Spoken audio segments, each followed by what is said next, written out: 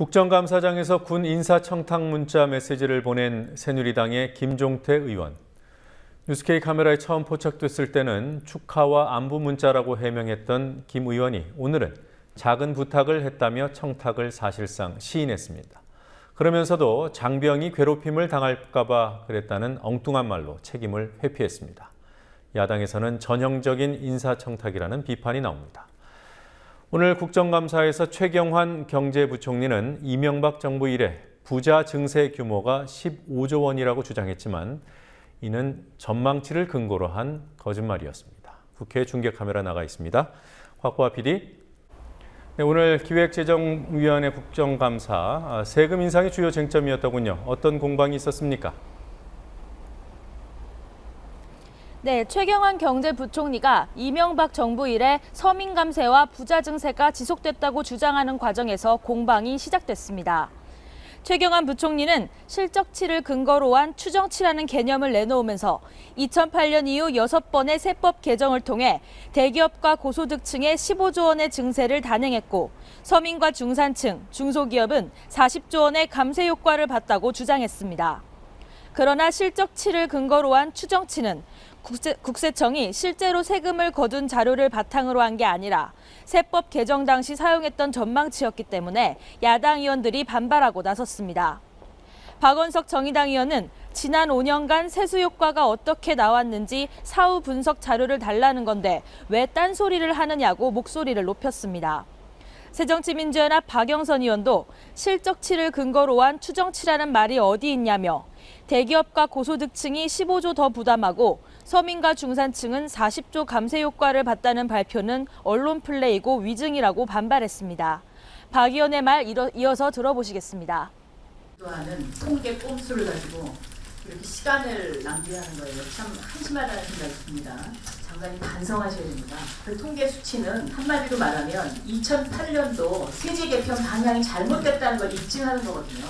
2008년도 세제 개편을 한 사람들 책임져야 됩니다. 누구시죠? 아마 이 자리에 제가 다 있는 걸로 알고 있는데요. 이에 최 부총리는 기재부가 보고하는 자료는 다양한 기법으로 분석한다고 맞섰고 여당 의원들도 세법 개정을 할 때는 모든 결과를 추정할 수밖에 없고 실제 실적을 통계내는 건 불가능하다고 최 부총리를 거들었습니다. 여야 의원들의 설전을 벌이자 기재위는 정회됐고 기재부는 오는 21일까지 관련 자료를 제출하겠다고 밝혔습니다. 전현직 대통령의 인척을 국감 증인으로 채택하는 문제에 대해서도 설전이 있었죠? 네, 기재위 야당 의원들은 공익재단의 지분을 출연하면 상속세와 증여세가 면제되는 문제, 그리고 청계재단이 이명박 전 대통령의 빚을 갚고 있다는 의혹과 관련해 이 전 대통령의 첫째 사위인 이상주 청계재단 이사를 국감 증인으로 신청했습니다. 또 박근혜 대통령의 오촌 외조카가 대주주로 있는 창업투자회사가 정부의 특혜를 받고 있다는 의혹과 관련해 외조카 정원석 씨를 증인으로 채택할 것을 요구하고 있는 상태입니다. 하지만 새누리당은 이들이 기재위와 직접적인 연관이 없다는 이유로 채택을 거부했습니다. 강석훈 새누리당 의원은 청계재단은 서울시 교육청 관할이고 박 대통령 인척 관련 사안도 산업통상자원위원회 등 다른 상임위에서 다뤄야 한다고 주장했습니다. 그러자 윤호중 민주연합 의원은 청계재단 문제는 전직 대통령의 인척이 있어서 안 된다는 것이고 박원석 정의당 의원이 신청한 증인은 현직 대통령의 오촌 외조카여서 안 된다는 것이 아니냐며 반발했습니다. 대통령 보훈 인사 논란이 나왔던 사람이죠. 김성주 신임 대한적십자사 총재. 국감에 안 나오겠다는 겁니까? 네, 그렇습니다. 김성주 총재는 오늘 오전 김춘진 보건복지위원장을 만나 중국에서 열리는 적십자 관련 행사에 참석해야 한다는 이유로 23일과 24일 국감에 참여할 수 없다고 불출석 사유서를 제출했습니다.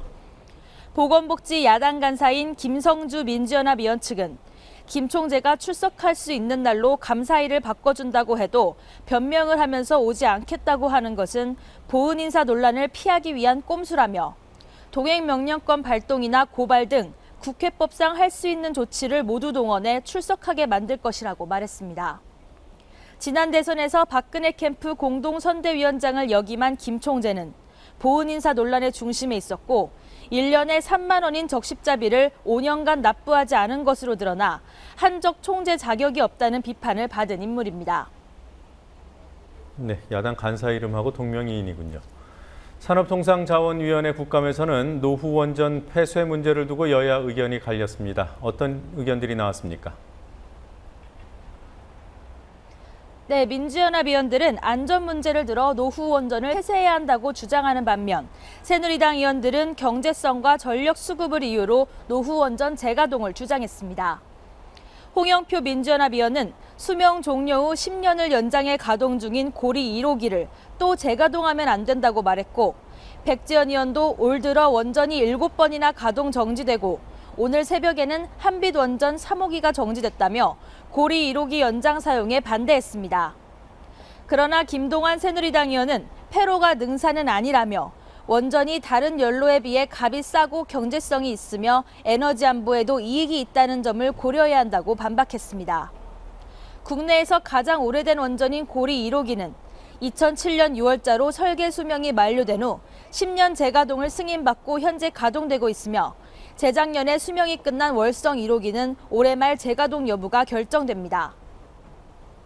김종태 새누리당 의원이 국감 도중에 그것도 세월호 국감 도중에 군대 인사청탁 문제를 보내는 장면이 어제 보도됐습니다. 김 의원이 추가 해명을 했던데요. 어떤 내용입니까? 네, 김종태 의원은 문자를 보내는 장면이 포착된 그제는 모 부대 사단장에게 청탁 문자가 아닌 축하와 안부 문자를 보냈다고 국민TV 취재진에게 해명한 바 있습니다. 하지만 오늘 문자가 찍힌 사진을 보여주면서 다시 물었더니 축하 안부 인사 겸 작은 부탁을 한 것이라고 말을 바꿨습니다.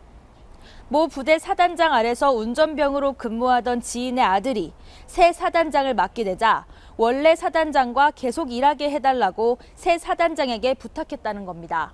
직접 들어보시겠습니다. 사단장이 미우면 얘도 미운 거야. 지금 사단이 미우면은. 그러면 사단장이 가고 나면은 얘를 왕따시켜 괴롭혀. 흔히들 그런 사고 많이 나요. 나는 그런 문제가 발생될까 싶어서 사전에 좀 알고 가서 조치 좀 하라. 이래 했더니 지난해 국회 국방위 여당 간사까지 했던 국회의원이 사실상 군 인사청탁을 한 게 아니냐는 질문에 김 의원은 작은 부탁일 뿐 청탁이 아니라며 언론이 사생활에 대해 궁금해하고 있다며 불편한 기색을 드러냈습니다. 네, 이 문제에 대해서 야당에서는 어떤 비판을 하고 있습니까?